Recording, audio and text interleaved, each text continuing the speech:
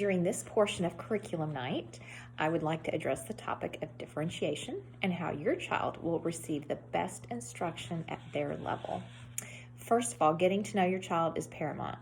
This will give me insight as to what their interests are and how they learn best.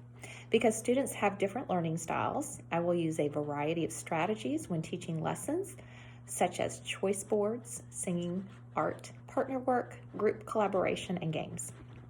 Further, they will have flexible seating and be able to move around the room during their independent work time. I will use pre-assessments to guide instruction in small groups, formative assessments to correct any misunderstandings along the way, and post-assessments to make sure standards have been met. And those students that don't have a true understanding or have some gaps missing, I will reteach them with mini lessons and help students who haven't mastered those skills or content. Whereas the other students will be working on something independently or in a different group, enrichment activities, things at their level with the same content in mind. As far as our reading and writing program, we use personalized instruction at your child's current level. Every time I meet with them, we're going to know where they're at and where they're going, what goals we set for them. So I'll conference with them each week, review their progress on their prior goals, and set new power goals to guide the instruction. And that will be communicated to you through their folder every night when they bring books home to read. You will see what their power goal is, and there will be some information on there on how to work on that at home. Students will choose their own books to read, which is highly motivating for them. I'm not telling them what they have to read, which is what we used to do in small group instruction. They are going to choose what they want to read, and so they're highly motivated by that. They'll choose the books that they bring home every night to read.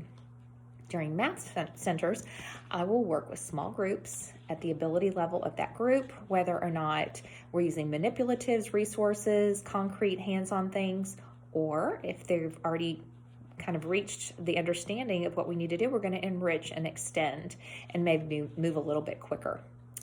During this time that I'm working with small groups, other students will have other centers. They'll be rotating through computers. They'll be using Dreambox, which is also personalized. It moves at their own level. They'll get to choose some of the games that they do.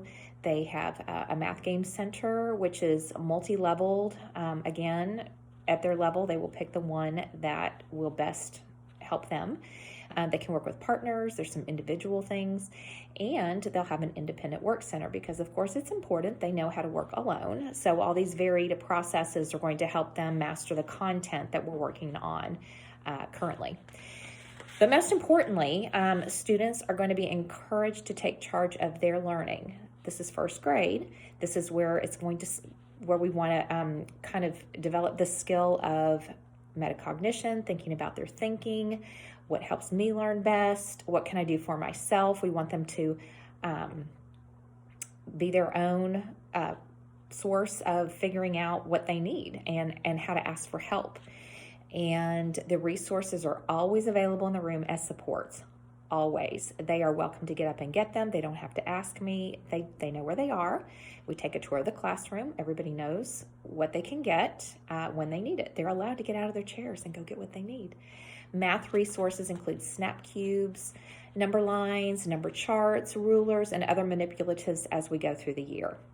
Reading resources include alphabet charts, tracking materials, anchor charts, and a leveled library. One of the most important resources are their classmates. And students, I encourage them to help each other. I don't want them giving them answers, and we practice this, but we are learning how to help others because in life, that is so important. We lean on each other as we work with each other. As I'm taking classes right now in a cohort, I work with a group of people that we help each other and we learn from each other, and that's so important. This is going to be a life skill, not just a first grade skill. And so I want them to be collaborative most of the time.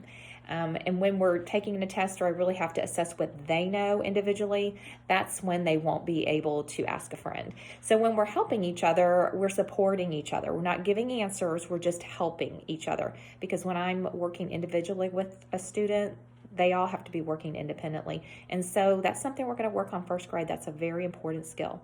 So if you come into the classroom, you're going to see, it's not usually quiet, There's conversations, there's collaboration, and it's a lot of active learning.